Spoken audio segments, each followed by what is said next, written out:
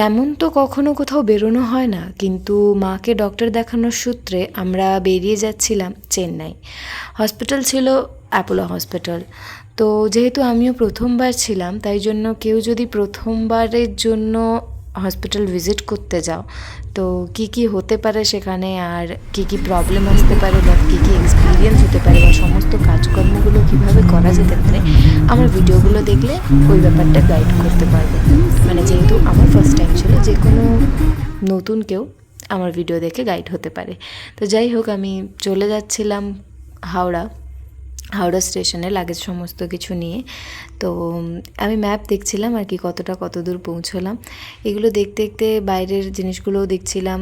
আর আমাদের ট্রেনটা ছিল হচ্ছে চেন্নাই মেল, ওটা 11:55 ছিল।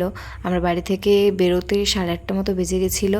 তো তারপরে যেহেতু রাস্তাতে জ্যামও হতে পারে, অনেক কিছুই তো হতে পারে রাস্তাতে বেরোলে, টাইমটা নিয়ে সেটাই ভালো আর কি।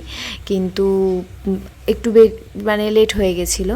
যাই হোক, তারপরে আমরা মানে ভগবানের ইচ্ছা পারফেক্ট টাইমে পৌঁছে যাই। আমাদের পরে ট্রেন ঢোকে, তারপরে আমরা লাগেজপত্র নিয়ে ট্রেনে উঠে পড়ি।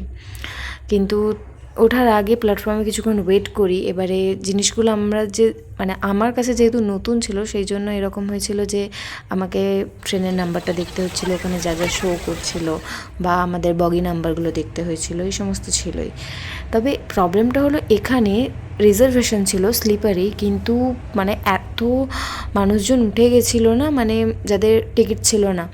আমি জানি না এটা ওনারা রেগুলারলি করেন কি না, কিন্তু খুবই প্রবলেমেটিক ব্যাপারগুলো। কারণ কি, লাগেজে অনেক রকম কিছুই থাকে, বা সবাই খারাপ ভালো যে যেমনই হোক, অনেক রকম ব্যাপার থাকে। আর ট্রেনে হচ্ছে গিয়ে ঘুমও আসছিল না আমাদের। এরকম আপারে উঠে গেছিলাম, আর আপারে সত্যি ভীষণ মাথার যন্ত্রণা করে। আপারটা না নেওয়াই ভালো আমার মনে হয়, কারণ কি যারাই আপার নেয় তাদের বেশিরভাগেরই, মানে আমি যতটা দেখলাম শুনলাম, আপারে সত্যি কষ্ট হয়।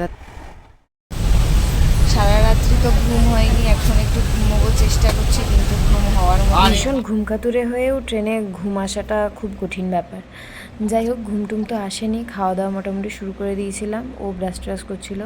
মুড়ি প্রেমিকা আমরা, ভেতো বাঙালি নয়, তাই জন্য সবসময় মুড়িকে বেশি প্রেফার করি।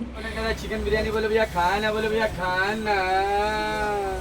এইভাবে খাওয়ার বিক্রি করলে আমি জানি না কতজন খাওয়ার নেবে, কিন্তু এটা সত্যি সবাই মনে রাখবে, খা না।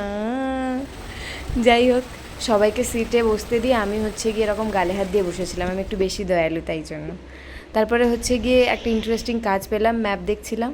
ম্যাপ দেখতে দেখতে কোন জায়গায় আছি, কোন রাজ্যে আছি, সেই সমস্ত দেখছিলাম। তারপর রাত হয়ে গেল, আর রাত হতে ভারী মজা আমার, যে ট্রেন থেকে নেমে এবারে রুমে চলে গেলাম। স্টেশনে নেমে হচ্ছে গিয়ে অটো পাওয়া যাবে, আর কোথায় যেতে চাও বললেই হচ্ছে গিয়ে গন্তব্যস্থলে পৌঁছে দেবে। একটু বার্গেনিং করে 150-200 করে নিতে হবে।